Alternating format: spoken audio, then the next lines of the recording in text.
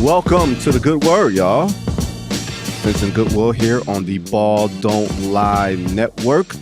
Get us YouTube, get us wherever you get your podcast. Get us wherever you get the Athletics podcast, where today you can see our guest, the great Sam Amick, live from somewhere in Sacramento. I'm not sure if it's exactly Sacramento proper, but you're in Sacramento. Sam, how you doing today, man? Vinny, my guy. I'm great. We were just joking off air about suburban life. So I'm in the suburb of Elk Grove, California, about 20 minutes south of the city, kind of in between Sac and the Bay. What's up, sir? Not much, man. We've had a busy first few days of free agency as is expected, correct? For sure. It's different though. And and we'll take it all kinds of directions, but man, it's crazy how I have these memories of free agencies gone by when like what we focused on was always like, all right, 5-6 high profile free agents. They're going to have meetings with 5 teams, and yes, talking what happened before the gun, so to speak, but not to the degree I don't think that it happens now. Like now it's like, all right, the free agency stuff is almost unofficially done by the time we get rolling. And then it's the superstar sagas that kind of are also part of this time of year too. But it's been busy for sure. Yeah, it's funny you mentioned the meetings. Remember the first LeBron free agency where everybody came to meet his buddies and the Clippers showed up, the Lakers showed up, the Brooklyn Nets, the Knicks, then the Heat. Man, that seems like an entire world ago. And this was like days. Like it was 7 to 10 days of kind of the pomp and circumstance. A fond memory for me is I'm at AOL Fan House at the time, right? Kind of the rest in peace AOL Fan House. And I wrote a story that kind of captures what you're talking about how LeBron, and this never came to pass, but like I had been told at the time that Nike had internally a plan to have a new shoe for every city that LeBron was going to take a visit to, which shows you kind of the absurdity of it all. Now, they didn't do that. Obviously, it didn't go down that way. But yeah, like this was a thing not that long ago, and things have definitely changed. Yeah, it's like you said, the absurdity. No more absurdity than the decision and the reaction behind the decision and how mad we were that Cleveland got kicked in the teeth. How dare Cleveland get kicked in the teeth when we do it every day? All right, whatever. And how dare he give money to children at a charity event? My God. And you inspired someone named Donovan Mitchell, who was right there. It just crazy how the world goes. Yep. Speaking of how the world goes, Sam, we all got our text messages Saturday morning. And we're like, oh, it's official. Damian Lillard asking out of Portland. Now, we all knew it was coming, or most of us knew it was coming. It was just going to be a matter of when.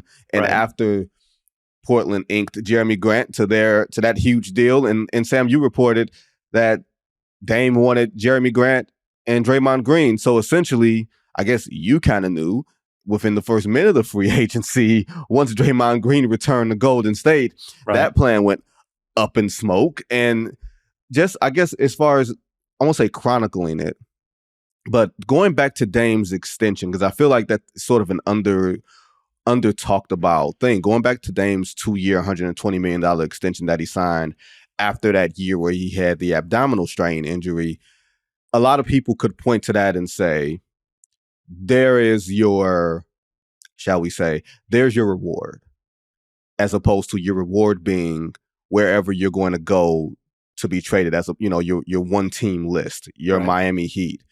How do you view, Sam, because we can, the facts are the facts, but how do you view the tone of that debate? Yes. Yeah. First of all, I read your piece yesterday. Good stuff, as always. Thank you. And it did get me thinking, which is always what we try to do, right? And I think before I even crystallize what my opinion is of what should happen, I don't know how much that matters, because what needs to happen, I think, is for Portland to find a way to get him to Miami. Because I think you're in a market like Portland. You've got a storied history. All kinds of greats have come through town. We know free agency is tough for the Blazers.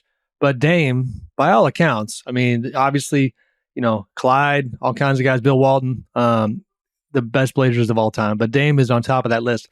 And what is happening in real time right now is that Joe Cronin, Blazers GM, does appear to be looking at this situation, reading the room and saying, all right, Dame, I know where you want to go, but I'm going to listen to everybody. I'm going to take my time, and potentially I'm going to do what you don't want me to do, and and try to push you somewhere you don't want to go. And I just think it would be so unfortunate to have the relationship between Dame and the Blazers go sideways, because truthfully, even with where it is right now, it's obviously sideways in the present day, in the short term. Right. But there is all kinds of opportunity to have it be a wonderful relationship going forward. If you look back at Kevin Durant and the Thunder, there was so much bad blood. Thunder was so, hurt by the fact that he chose to leave, and then he obviously got destroyed publicly for going to the Warriors. But even that has gotten a little better. But like, that was on a whole different level than something like this. Right now, it's not that bad. Dame, I think, in his camp are waiting and just basically kind of wondering, how messy might this get? Or is Joe and Jody Allen, the Blazers owner, gonna, kind of take the other path and just try to move on? Because I get it if you have zero room for optimism or hope to sell your own fan base right now in the absence of Damian Lillard. That is not the case. Like, the longer you drag this out, and obviously the major component we don't know is, okay, ultimately, what are they going to get for him? So I understand that's a huge missing piece of the puzzle as we talk about it. But even before you take that into account, you got Scoot Henderson, all these great and wonderful young players. There's a lot to sell the fan base right now. I think you can turn the page and do it somewhat cleanly rather than, pushing too hard. Yeah, I think if Portland were in a different situation, if they had a bunch of overpriced, overvalued veterans, because you had been trying to appease Dame, and now Dame acts out anyway, right, and you have no assets to start a rebuild, that's where I would push back a little bit and say, okay, Dame, they've done everything that they could for you. You still want out, and now you're saying where you want to go, the franchise be damned. That's where I will push back a little bit. But I can't push back against this one. Like, the rebuild has already started. It's literally started in front of his face. Right. Shaedon Sharpe. Now you got Scoot Henderson. Decisions that I think, honestly, were made in the best interest of the Trailblazer franchise. Like, they don't get players and opportunities like that. I don't have a problem with Dame looking around and saying, hey, this is probably a little overdue. It's probably best for us and you to have a separation. And I think you shouldn't be haggling over, where you want to send him. Like, it almost feels like he's Kyrie Irving. Right. The way that they're treating him is like he's Kyrie Irving. It's like he's James Harden. Like, he's acted a fool, and now we're 100%. Just going to send you somewhere. And if that were the case, Sam, I'm 100% with them. If you act a plum fool on me, then I'm going to send you. I'm going to send you to Siberia. You know what I mean? Get ready to learn Mandarin, buddy. You wrote that, and I thought it was a hell of a point, because if you have the acrimony and the bad blood leading into it, that's one thing. This guy was deep in the community off the court, rocked with the Blazers on the court, gave them, an endless list of memories and highlights. The fans, had an absolute love affair for the most part with Dame. Obviously never got into any kind of trouble, about the right things, old school mentality, basketball wise. And I think, that being said, let's offer some context on the Blazers side in terms of the other partner in this situation, who he is dealing with. Mm-hmm. Joe Cronin's been there a long time. He was obviously there under Neil O'Shea as when Neil ran the program. Things, got uncomfortable during the end of the Neil era. Obviously, a lot of accusations about workplace misconduct type of stuff. And next thing you know, Neil is out. But Joe is still, the point I'm getting to, he's still a relatively new GM, and a guy who, if he looks at his resume and, and 3 items down after he's made a couple of trades, made a couple of moves, it says, got your butt handed to you in a Dame Lillard trade, and that's on his resume. That is where, and only he knows, you do wonder with someone who, has not been the guy in charge the entire time, how much of his focus and his kind of priority is making sure that he can look back on this trade and feel like he did well. If that is the case, that's, ironically, it's a little bit like Dame's, the end of his time in Portland. Like, those two timelines, those two tracks, those two agendas don't mix. And that's why I think this situation might become a lot more compelling. How do you think this thing sort of ends up? Because practically, Portland has no need for a Tyler Hero. You know, you're stock at the guard position. You've got Anthony Simons, you've got Shaedon Sharpe, you just drafted Scoot Henderson. You don't need a Tyler Hero on your team. And that's Miami's best asset that they could offer realistically. Do you think this public posturing is just basically them telling Pat Riley, Andy Ellsberg, hey, find a third team? Like, we like Tyler Hero, but you're going to need to flip Tyler Hero somewhere else to get us a player and or package of players and picks that will make this a little more palatable. Yeah, and I don't blame him for that. Like, just to that point. Absolutely. Yeah, I'm not sitting here saying just, take that spoonful of sugar, and just take it. You know what I mean? Like, no, you got to be creative. Again, you got to be a good executive. You got to work the phones, find opportunities, find a third team, figure out Tyler Hero's market, figure out what you could get in return for him. Like, it's not going to be potentially the cleanest transaction. And, like everybody's been reporting and is the case, yes, there's an understanding from all parties that a third team is needed. I think Brooklyn was reported as a team that's been contacted as a possible third team. Within all that, as a quick aside, Vinny, like, I just, Pat Riley remains like this kind of unicorn in the NBA and this guy who doesn't really talk all that much and obviously has an incredible history and resume. And I just would love to be in the room right now, kind of seeing how Pat and Andy Ellisberg and that group are working, because they can only control so much, but they are, like, if we did a power rankings of groups that you look at and just, if there's a challenging situation, you kind of say, they'll probably find a way to get it done. Like, they're on the short list, obviously, and Miami's very motivated here. So, yeah, I mean, a third team is needed. Tyler's a good player, especially with the cap, spiking like it continues to. His contract's not nearly as kind of, unsavory as we thought it was before. And, so what does that deal look like? And how do you, again, minimize the PR damage that gets done when it's day after day after day of waiting? I know it's only been a couple days to this point. Yeah. But, I do think every day is a little bit more. Yeah, it's funny that you brought up Pat Riley, and it brought something to my mind when Pat and Tom Thibodeau were going through the first Jimmy Butler saga in 2018. I think it was after the Jimmy Butler famous practice where Jimmy Butler had issued the trade demand when he was with Minnesota, and they were talking to Miami, and Pat, I think they had come up with some sort of framework of a deal, and then Tibbs pulled out, and Pat called Tibbs and told him to stop effing around, essentially. It was something along those lines. And then Jimmy winds up getting traded to Philly, and then Jimmy winds up going to Miami anyway. Right. Longer to short of that, it seems like Miami gets their guy whenever they want their guy, right? Especially when they're pot committed. You know what I mean? Like goodbye Gabe Vincent, goodbye Max Strus. Like, hey, I don't know if y'all noticed, we don't have a backcourt. It's like, you know what we could use right now? A really good point guard.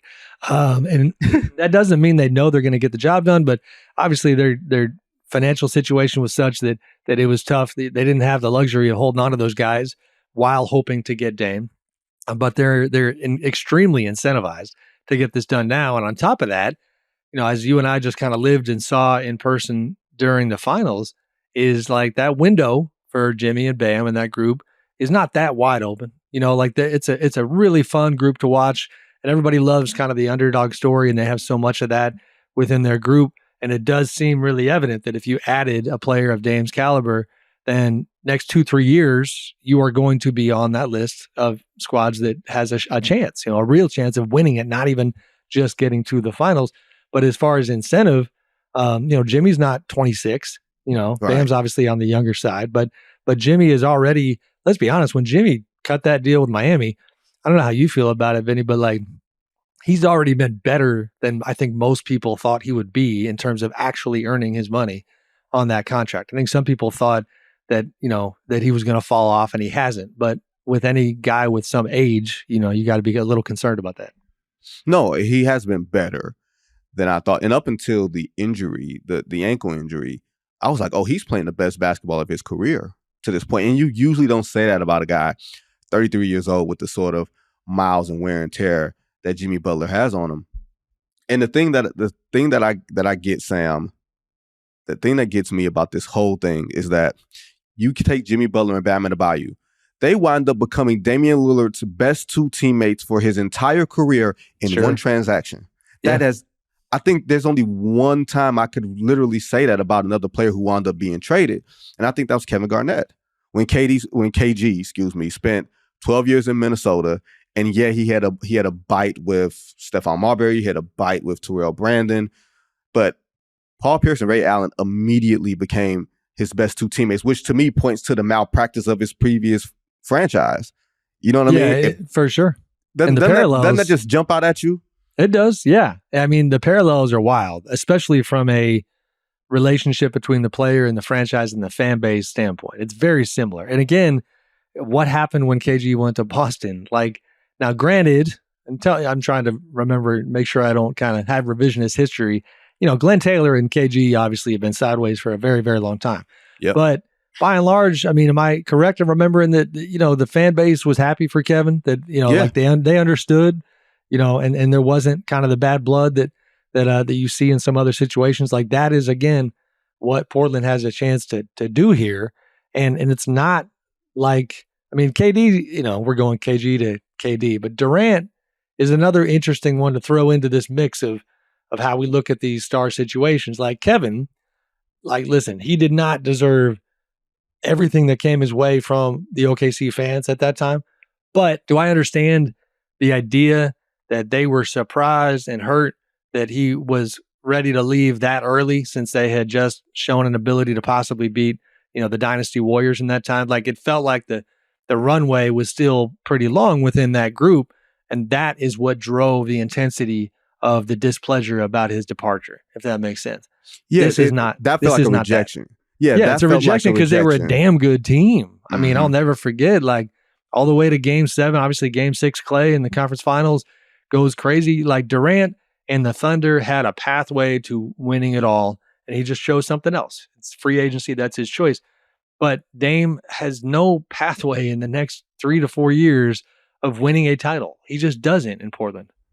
And here's the other point. This is the last point that I'll make about Dame in reference to KG, is we only got to see 1 year of healthy Kevin Garnett in Boston. And then midway through that next season, or right before the All-Star break or right after, he injured his knee. And that's when Boston was honestly a better team in 2009 than they were in 2008. And not to say that Dame is going to get hurt, but you only have but so many chances. Oh, yeah. As a 33-year-old point guard, he's going to be 33 in a couple of weeks. You don't have but so many healthy years. You can't be messing around. You can say that this trade demand came 2 years too late. Well, he's had the abdominal issues. He had surgery. He missed a lot of time. Our Jason Quick, who has been covering the Blazers so well for so many years, wrote a good piece on Dame the other day. And one of the things he highlighted that I'd forgotten about, and this is kind of, to me, a mixture of health, but age and just life and perspective, is that 2021, I think it was, Dame loses a lot of people close to him. I think it was like 8 people close to him, cousins and friends, and just went through some tough stuff and saw people lose their lives. And that from a life standpoint, I don't care if you play hoop, if you're a sports writer, if you're a teacher, if you're a cop, fire department, whatever, like that will change the way you look at your situation. And so, the way Jason kind of wrote it and framed it was that, in his opinion, that is when, Dame started kind of looking around and realizing, to your point, Vinny, that, time is always coming and you only have so much. And that, again, I mean, it's remarkable after the abdominal surgery and the time that he missed, that he was as dominant as he was last season. So again, that's the only reason Miami is so motivated to come get this guy and go through all this hassle, because it looks like he's still that guy, but for how long, who knows? It's funny. We're going from Dame Lillard, who took over the news cycle on Saturday, to the player who took over the news cycle on Friday, Mr. Harden, who is the total opposite of Dame Lillard. If we think about it, he's forced himself out of 3 places and acted up every time, and now he opted into his contract in opted into his contract in Philadelphia. Houston, it's always Houston, right? We're going to talk Houston later. How can you lose track? How can you lose track of James Harden? What's wrong with you, Vinny? I don't know. I don't know where he is now. I don't know what he's doing. He could be partying with the baby somewhere or something like that. Winds up doing that in training camp. But no, that situation is a lot more messy to me. 100%, yeah. And he wants to go to the Clippers.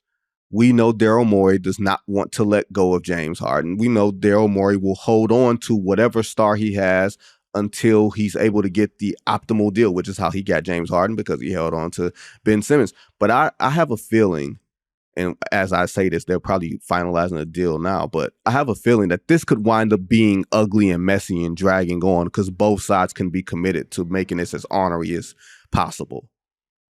You might be right. Coming out the gate, when this whole thing went down, when I wrote about it the other night, the sense I got from both sides, this is what surprised me a little bit, is that in a vacuum, you look at Daryl Morey, and if you do power rankings of like stubborn executives who will do what's best for the team no matter what, it's going to be Daryl. Like, it doesn't matter to him for the most part how a player feels about it. But this is James Harden. This is his guy who he brought to Houston in 2012 in that trade with OKC. This is his guy that he once famously called the best scorer of all time. This is, his guy that he went to great lengths to get, from Houston to Brooklyn to Philly. So coming out the gate, I had been told, A, like you said, James wants to go to the Clippers. But then B, when I essentially asked the question of, is there a small percentage chance that you find a way for James to settle down a la Kevin Durant last summer and just get him back on the court at the start of the season, that door I was told was shut right away. Like, the Sixers understand that's not happening. So then the next question is, okay, what about the trade of his liking? And then it was like, well, we'll see. But the difference here, the major difference between James's situation and Damian's, is the idea that, okay, Miami has a lot of issues potentially with a trade for Dame. The Clippers have a pretty good setup to give Philly the type of stuff that I think Nick Nurse could use. By the way, you got some personal history with Norm Powell, having played with Nick, and Nick's known to be a big Norm Powell fan. He's a guy that would be expected to be in that deal. And so I don't have a sense of how long it might take. The answers I keep getting day after day are just like you already hit on, like, it's Daryl. Nobody knows, and the Clippers appear to be in a waiting game. Oh, by the way, they're also kicking the tires on Dame as well. I mean, I think they have interest there. But the personal component of this Harden thing is one of the more unique things that I've ever come across, because you really are talking about two guys who were attached at the hip, so to speak, for so many years. And it goes deeper than Daryl, right? Like Tad Brown, their CEO in Houston, went to Philly as well, is there now. But now, Vinny, and this, like James is, they are not attached at the hip anymore. James is very unhappy. Yeah, he's very displeased with the way this whole thing was handled. I think he for sure thought that last summer when he gave $15 million back to help them get PJ Tucker and Daniel House, that was going to come back his way this summer. And as they got closer to free agency, he was getting radio silence. And we all know, again, league rules, you can't talk money before the gun goes off. A, by and large, that rule does not get followed. And then B, even if you want to follow it, there are definitely nuanced ways, to send the message to that player that this is what you can expect on the other side. And he was getting nothing. That's my understanding. Nothing. Yeah. And essentially, he and his agents read the room and could tell that, okay, we're getting set up here for most likely like a 1+1 team friendly contract. Sure, we want James back at 50% of market value, or 50% of what he expected. And so he obviously tried to take control of the situation and opted in, and we'll see where it goes. I mean, he's not the perfect symbol for player empowerment, right? Like, James Harden is not going to be anybody's perfect example.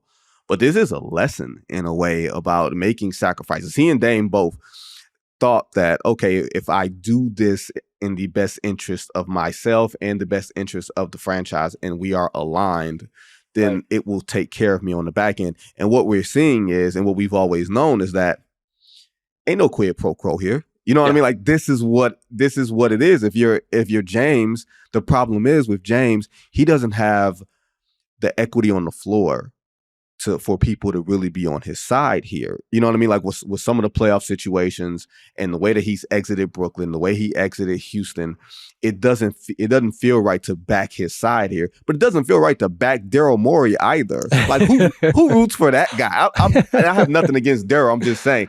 No, and I've always got along with Daryl. I hear you. I mean, you know what though? Like the James thing to me is a trip. And I think we should probably unpack that a little bit. Like that idea that you just said, which is true, that people don't perceive that he has the on-court equity, I think is a little wild. Like this man led the league in assists. I understand roller coaster performances in the playoffs, but guess what? Like the highs of that roller coaster were pretty damn good. And they did show that he still has that ability to be that guy. And that massive game where Joel didn't play and James went off was proof positive of that.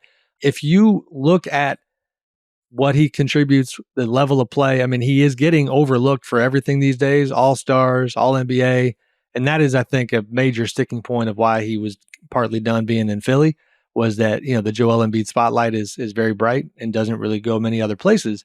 But I think that, and I had someone on the Rockets side tell me this during this whole saga, like, even though they chose not to do the James Harden, you know, part 2, like people are wrong on James when it comes to market and who he currently is. And I think, and this goes from James to other players as well, I think partly what happens, Vinny, is like the public, the media, we've been seeing these guys for 12, 13, 14 years. I do think you start to take for granted, you know, in the here and the now, what they are still doing, because sure, it might not be what they used to do, you know, but $35 million, to contrast it this way, you know, a couple of years from now, Dame's going to be making 63, you know? So like if you talk about James Harden, making his money, he was doing that and then some, I think. No, and to your point, this is what I was going to say. If he goes to the Clippers and he's their third best player, as opposed to their second best player, where the dependency on him is lessened, and he's going to eat up those minutes like Pac-Man while you've got Kawhi and Paul on the bench. Missing, yeah, there you go. on the bench in street clothes, right? Right. But he's the guy that shows up. Like the one thing I will give James, the biggest thing I'll give James is when the load management era started, he was playing 38 minutes a night, 40 minutes a night, 80 games a year in Houston. He was playing every single night. Now you can say, hey, the playoffs, you know, how things ended. He wasn't going to pull the nose up if the plane was going down. You're absolutely right. And that's how it wound up playing out in Philly. But did Joel pull the nose up? That's, to me, it's like, it's both. You know, Joel's going to get some of this smoke too. You know what I mean? But I think James played into his I think James's reputation preceded him, and he played into it. So it's sort of easy to bring up the dossier of, yeah, remember what he did in 2015, what he did in 2016. It looks bad. Whereas with Embiid, it feels like we're just starting to see it. Well, because it was Ben Simmons there, because Doc Rivers, because James Harden, he kind of got a little bit of a pass. And now we're looking at like, hey, big fella, you can't take a pass. Not with Nikola Jokic doing all the stuff that he's doing and you campaign for MVP against him. But even to your point about Harden, how do you think that, assuming it happens, let's say it does happen, this feels like a much better fit for him with the Clippers than it ever would have been with the 76ers.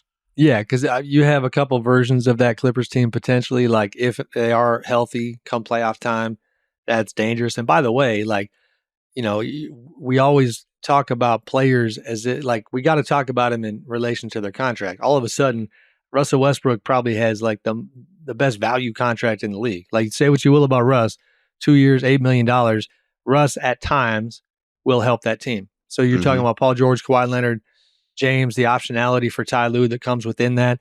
I don't think you'd mind me sharing this. I was talking yesterday to our Clippers beat writer, Law Murray, and he kind of made the point that the Clippers appear to look at this as, you know, they had so much depth last season, and by and large, depth is considered a good thing. But at times, they felt like there was a threshold, like you almost have too much depth where, you know, you lack some consistency rotation-wise, role-wise, and things of that nature because, you know, you got too many options on the table for Ty Lue and his staff to kind of sift through in real time. And if you had James, Paul, Kawhi, Russ, you know, the other pieces there, it would be a little cleaner as far as the way they operate, the way they function. but it could be dynamic because obviously, if Kawhi needs to load manage, then James can run a team. You can stagger, you can be dangerous. And for them, again, we talk incentive a lot. Like for the Clippers, my goodness, you're going into a new arena. We all know that the Paul George trade discussion, like they kind of poked around to see what that looked like, but it doesn't appear that Paul's going anywhere. And so Steve Ballmer and his group, their window's not that wide open either. And I think James is a guy who could help. We thought when those two got with the Clippers, Kawhi and Paul George, we thought that window was going to be wide open for a long time. And the one thing I'll always say is, and I'm sure you can agree with me, the NBA is a year-to-year league now. Yeah. It's no longer you're planning for 3, 4, 5 years ahead. Not 2, not 3, not 6, not 7. No. It's like 1. You can plan for maybe 18 months, and after that, like all bets are off. For sure. And I mean, I might regret saying this, put this in the cold takes bin for down the road, but like the Denver Nuggets were dominant en route to their championship, right? But then like 5 minutes later, they lose a player in Bruce Brown, who is an impact player for them. Like and they did not replace him. They re-signed a couple guys, but they did not replace Bruce Brown. And so all of a sudden Denver falls back in the pack a little bit. And to your point, that window in the finals and when they won it, we were looking at like they are going to contend for the next 3, 4, 5, 6 years. They're going to contend. But if you told me right now that Denver got knocked off by somebody next season, I would not be shocked at all. Now, last thing before we go to the ad break, I want to go back to James Harden real quick. And I have my feelings on it, but I'm very curious about yours.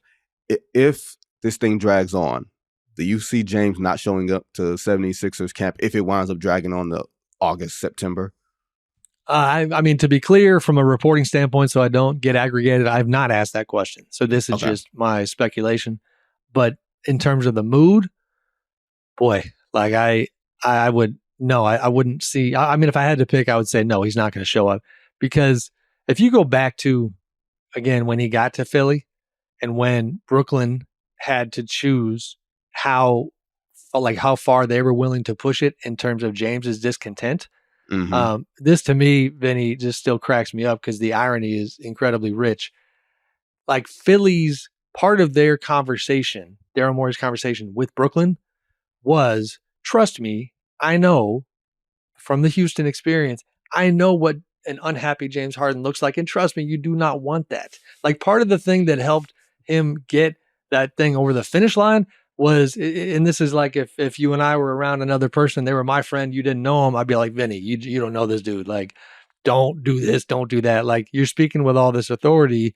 Well, guess what? Now you're the one in that situation. And that's that same logic, like should apply. But if it doesn't, and if they get to camp, then I think most likely James will live up to his reputation and make it clear that he's, extremely unhappy. Again, that's just speculation, but if I had to pick, I think it goes that way.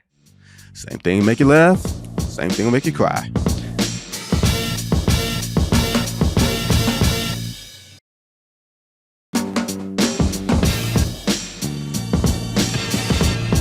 Sam, we're going to go around the league now because even though there were no crazy moves, I felt like there were some surprising ones. Like, first off, I'm going to start with Houston. Fred VanVleet getting the biggest bag in the history of bags for someone leaving the Toronto Raptors, going to Houston. Also, Dylan Brooks, everybody in all those get ready to learn Mandarin buddy jokes from Twitter. That shit ain't flying no more now. 4 years, $80 million. What? but just out of curiosity, what in the hell are the Houston Rockets doing? I mean, man, I know we're moving on to free agency, but this still ties into the other stuff. Like the choice not to reunite with James Harden was one that I don't know how I feel right now about that choice, but it will be interesting to watch because that relationship would have come with baggage. James would have obviously wanted the same type of red carpet treatment in Houston that he had during his time there. So I understand. A couple weeks before free agency, the indications were given, in that direction that James, we're not going to do this. So you do Fred VanVleet, fantastic player. And I'm not even mad at the money because I think in general, Vinny, and even we're guilty of this in the media, we're not doing a good enough job of helping fans understand, like, the cap spikes are like, just stop getting shocked at the money. And I actually think I've been banging this drum lately. I think we need to start reporting on deals while not only just including the money, but including percentage of cap. Because that's kind of all that matters. And so, like, I'm not that mad at Fred's money, but they made a choice to try to get a grown up in the room like Fred VanVleet and go run a team. The Dillon Brooks one, I understand, but again, the $20 million a year that's a lot, but he is going to improve their defense. They're trying to. This is all of a sudden the new thing all over the place. It's let's do either the 2 timeline thing or the kind of the hybrid merging of timelines, and that's what they're doing. The Jalen Greens of the world, the young guys they have, they want support around them. They obviously wanted Brook Lopez, but I mean, when you have $60+ million in cap room, and it's a free agency era where the number of free agents who are available, high profile, seem to be less and less every year. This is kind of what happens. They took a bunch of meetings. They legitimately had interest in Kyrie, although I think they had similar concerns about Kyrie that they had about James. I think Ime Udoka's voice is prominent here, where the sense I got is that he, like Tillman Fertitta, the owner, might have wanted to just try to contend now. Go get James Harden, do the Hall of Famer with, the young guys, and let's go. Right. I think Ime got there and convinced them that I think it'd be better, healthier to have a longer runway, a slower buildup, and that comes in the form of, VanVleet and Dillon. And we'll see how it looks, because the West, if you go through and just kind of go, all right, even in the best case scenario, who is Houston better than? Like, they're going to win a lot more games, but, are they a playoff team? Likely not. So we'll see how it looks. Houston, we need the Dalton room. Sign Dillon Brooks. Like, those two things are very hard to reconcile and put together. And I fear whenever teams do this, I think we also have to put this together, because we're just sort of getting the nuances of the CBA. And I'm not meandering, but I'm sure you'll follow me here. When teams have money in free agency, before you could keep your powder dry and be able to have teams trade into your cap space.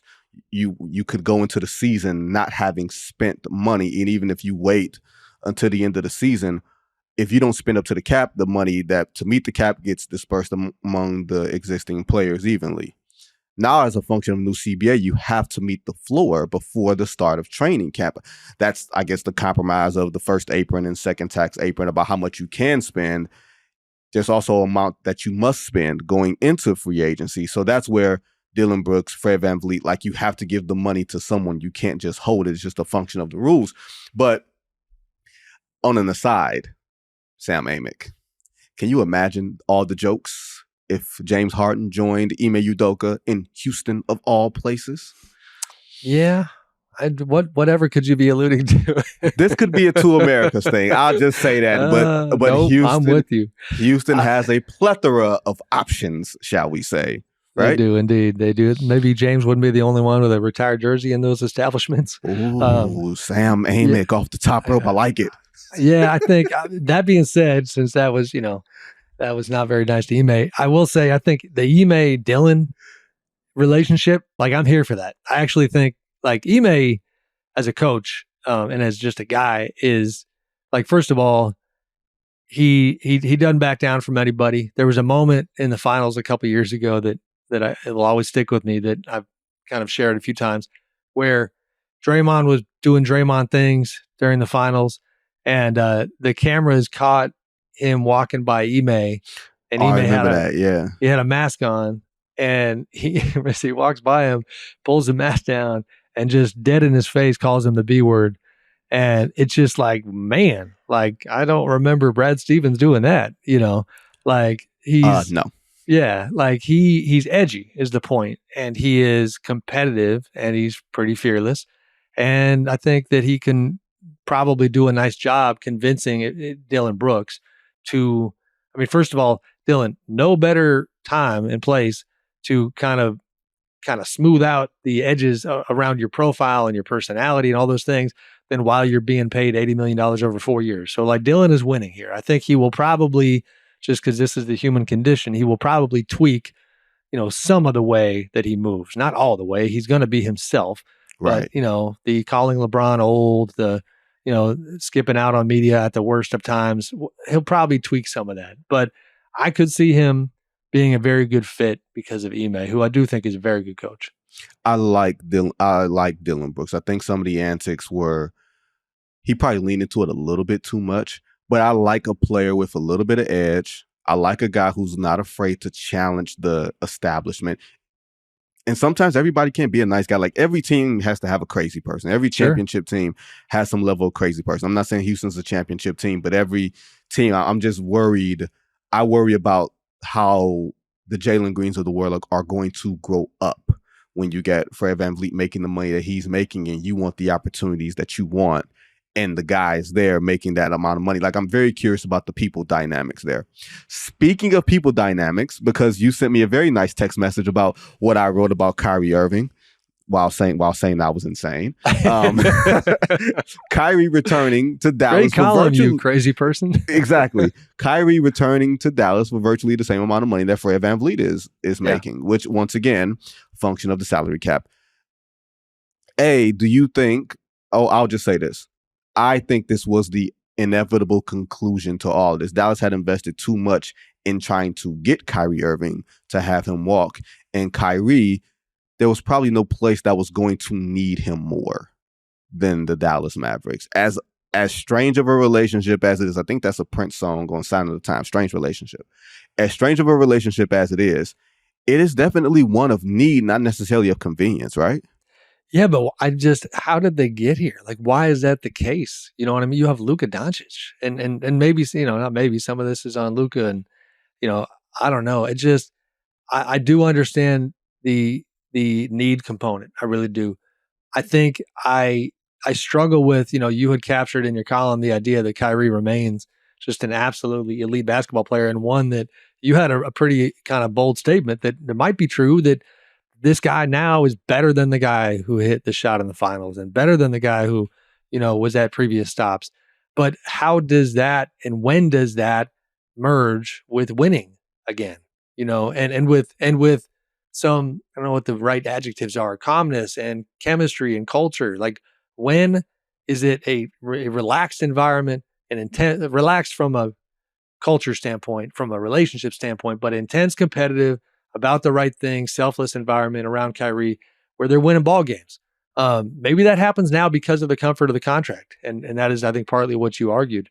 But you talk about stakes, the Mavs are sitting here with a generational player who, to this point has not accomplished very much in the postseason. He just hasn't. Conference finals appearance, we always compare them to kind of the Nuggets a few years before where, it's like backhanded compliments, like, all right, good job, conference finals, but nobody thought you were going any farther. But they got there.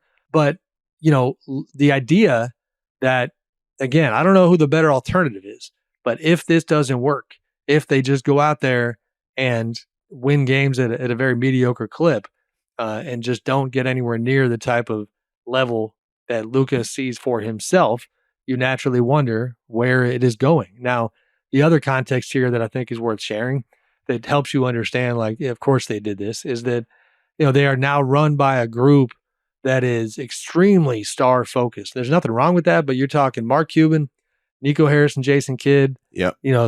Come on, like they can get any star in the league on the phone in 2.5 seconds. Nico Harrison come from Nike, where part of his job, and I don't know if kind of the more casual fans always understand this, like the shoe executives, like, how you rise in the shoe industry, you're basically an NBA scout. Like you figure out who, is worth us putting all of our money into, because if you get it wrong and that guy's not good enough, then, your ROI is pretty terrible. So Nico, that was his life. And then relationship building was his life. And he knew Kyrie really well before going to get him. So maybe it works. And honestly, for, Kyrie's sake, I hope it does. It'd be all these older guys, man, like Vinny, they're so incredible at what they do. And I hate seeing messiness on the back end. Like Steph Curry is an exception, right? Like It is fun to watch Steph, and obviously just one franchise the entire time, but just to watch Steph stay elite, stay at a high level, not even with the drama the Warriors have had. None of it was driven by Steph ever. And so that's been a cleaner, old future Hall of Famer situation. But that's the exception. Some of these guys, Kyrie maybe at the top of the list, have not found that kind of, experience on the back end, him largely by his own doing. But I'd be nervous if I was the Mavs. We'll see how it goes. Look, I speak from personal experience. I have personal friends that are acquired tastes.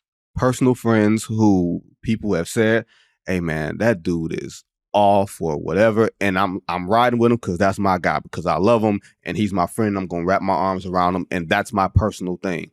I can see, Jason Kidd is an acquired taste, right? Sure. Yeah.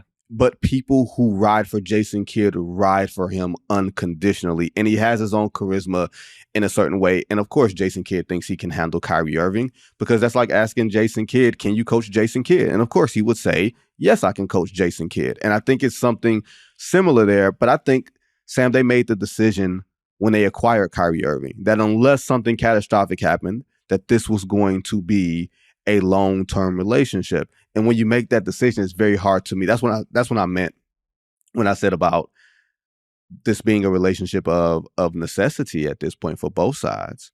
I don't think there's another place for Kyrie, not another place for Kyrie to go, but another place that will give him the runway that Dallas has given him. No, and I mean, you can obviously haggle over the specifics of the deal. Ryan McDonough, the former Suns GM, was on NBA TV and kind of went viral because he was blown away by the contract. And apologies because we're a few days removed.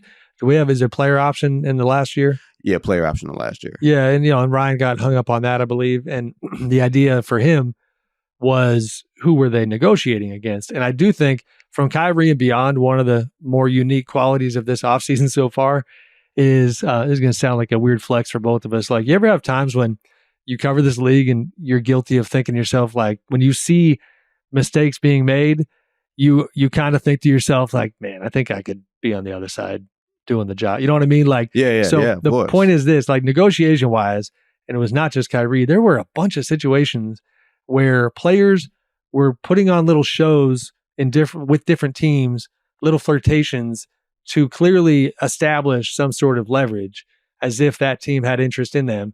But anybody who was talking to anybody knew it was a total facade. You know what I mean? Right. Kyrie Irving sitting courtside at Lakers games and then acting like he doesn't want people to talk about the offseason.